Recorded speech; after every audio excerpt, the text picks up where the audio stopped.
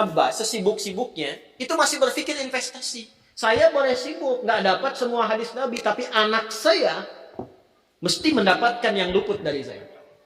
Saya boleh nggak mendapatkan semua Quran, tapi anak saya mesti ada yang jadi ahli Quran. Cara berpikirnya siapa yang akan menjadi kebanggaan di akhirat nanti? Di dunia itu semu dunia itu. Jadi sementara aja, nggak pasti sifatnya. Perbedaan status sosial itu hanya istilah-istilah yang disematkan manusia saja. Ini kaya, ini miskin, ya kan? Yang ini punya jabatan, yang ini biasa-biasa. Itu istilah manusia. Toh pada akhirnya semua kembali ke tempat yang serupa. Dan menariknya begini, yang kaya, yang punya jabatan, tetap di akhir hidupnya pengen punya gelar yang sama dengan yang miskin. Atau dengan yang disebut miskin. Maaf, kalau ada orang disebut miskin, meninggal, di papan nisannya ditulis apa? Di papan nisannya ditulis apa? Almarhum. Yang kaya juga kan pengen sama disebut almarhum. Iya kan? Tuh. Jadi nggak ada bedanya setelah berpulang itu. Perbedaan itu hanya di amal saja. Itu poinnya. Maka kalau ada yang mengharapkan orang tua, cita-cita membanggakan anak di dunia, boleh-boleh saja. Tapi patut diingat, itu sementara. Anda silahkan sekarang sekolahkan setinggi-tingginya. S1, S2, S3, S4, kerupuk 3, silahkan.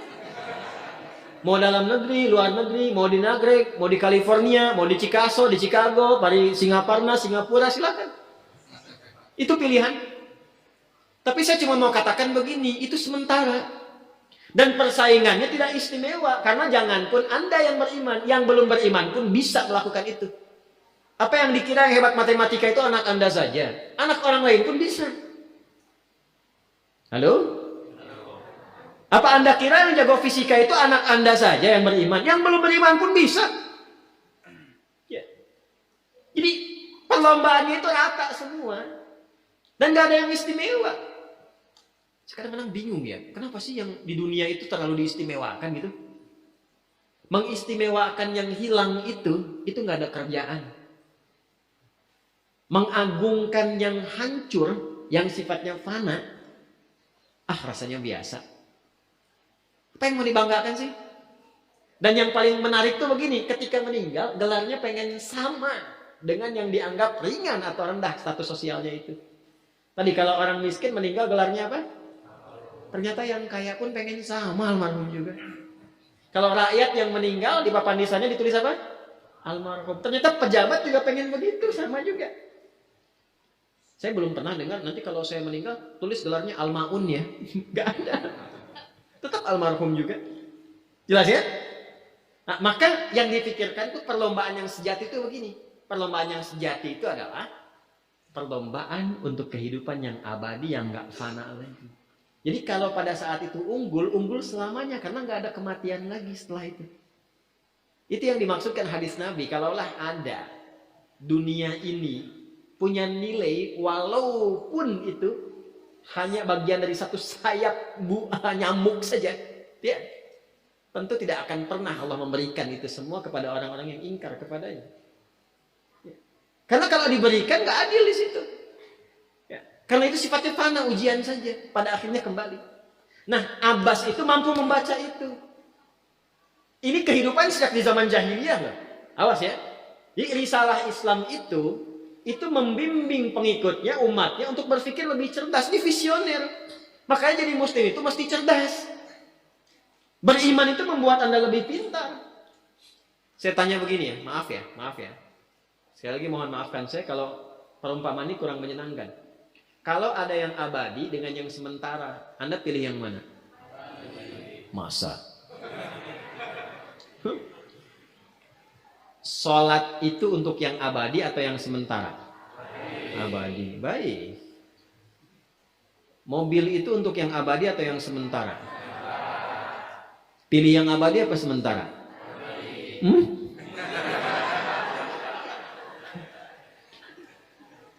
Di Kiai itu ada mobil Innova tuh. Siapa yang besok memilih tidak sholat subuh? Pilihannya pilih Innova atau pilih sholat subuh? Yakin? Kalau saya pilih Innova dipakai untuk mengantarkan sholat subuh. Nah, itu lebih bagus. Ya.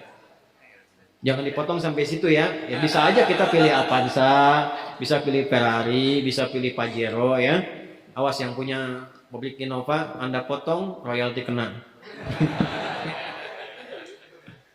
Paham? Abbas itu begitu. Anak saya mesti dipanggil di akhirat dan semua penduduk langit dan bumi menyimak itu semua. Diviralkannya di akhirat. Viral dunia itu sementara, internetnya diputus gak viral lagi. Kadang-kadang yang viral kemarin kan sekarang nggak ada lagi, ya kan? Yang viral tahun lalu sekarang sudah nggak ada, ya kan? Jadi belum selesai kehidupan sudah hilang juga viralnya. Akhirat itu selamanya. Dan biasanya begini, kalau orang-orang yang diviralkan oleh Allah atas kehendak Allah itu abadi melintasi setiap masa. Jadi ada yang viral karena berita, ada yang viral karena doa dan kehendak Allah Subhanahu wa taala. Itu yang diviralkan langsung atas kehendak Allah itu melampaui zamannya. Makanya kisah ini pun bertahan sampai sekarang. Nah, Abbas itu berpikir, saya boleh sekarang jadi pebisnis pedagang, tapi anak saya mesti menguasai apapun yang pernah diajarkan oleh Nabi. Maka anak kecil ini sejak dini mengikuti Nabi. Sejak dini lekat dengan Nabi. Maka ketika Nabi tidur pun itu ikut berkunjung karena keluarganya. Nah, inilah yang didapatkan oleh kita hadis tentang bangun tidur. Jadi hadis tentang bangun tidur itu diriwayatkan oleh anak kecil yang umurnya belum genap balik. Main-main ke rumah Rasulullah, ke rumah bibinya Sayyidah Maimunah, ingin tahu bagaimana cara bangun malamnya Nabi. Itu diikutin sampai dilihat gimana bangunnya. Duduk dulu, kata beliau duduk dulu. Kemudian mengusap dengan bagian tangan yang diduga bersih untuk menghilangkan bekas ngantuknya. Setelah itu membaca khawatimah surah Ali Imran. Kemudian thumma dhahaba ila syanin mu'allaq ke tempat tertutup fatawadda, itu kan? Nah, itu ada semua rangkaiannya, itu ditemukan nanti di hadis riwayat Abu Daud, di Sunan Abu Daud. Nomor hadis 1367. Itu hadis tentang bangun tidur, ya, cara bangun tidur sampai sholat malam. Masih ingat teman-teman kalau kita bermakmum begini dan ada imam satu dan sudah pasti satu imam? Ya kan? Makmum berapa? Satu boleh? Boleh. Dua boleh? Tiga boleh? Empat boleh? Jadi imam berapa? Makmum? Empat. Laki-laki imam makmum? Imam, baik. Bagus ya. Nah, dan imam kan laki-laki. Kalau perempuan, imam untuk perempuan kan? Laki-laki untuk perempuan dan untuk laki-laki. Fokus ini. Kalau satu begini, satu laki-laki, kemudian di belakang laki-laki. Ini kan posisinya boleh sejajar kan? Ya kan? Yang imam ini, makmum ini kan? Tadinya di belakang, tarik begini sejajar. Ini yang meriwayatkan anak kecil yang belum balik itu. Itu riwayat Ibnu Abbas. Satu paket. Termasuk sholat, kemarin kan kita tarawih kan? Sholat malam. Yang dua rakaat itu kan? Ya, sholat malam yang sampai 11 itu, tambah khafifatain 2, itu riwayat ini.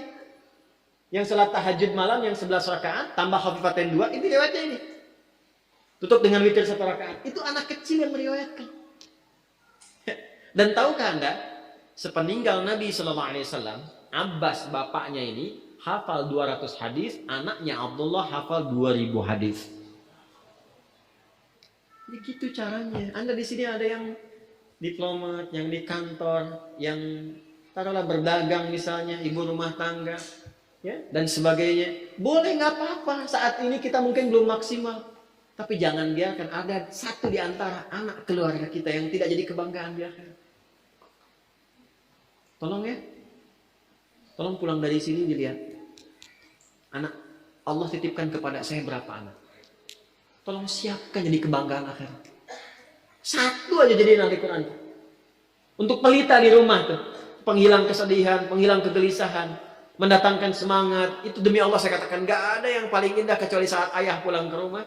Tiba kemudian dia melihat anaknya yang kecil sedang murajaah. Amma yatasaalun. Bahkan surat yang bapaknya sendiri belum hafal. Jangankan pulang ke rumah, Anda sedang mau rapat, dikirimi video anak Anda 3 tahun membaca surah Al-Ikhlas. Itu hati tenang. Itulah Quran. Itulah Quran.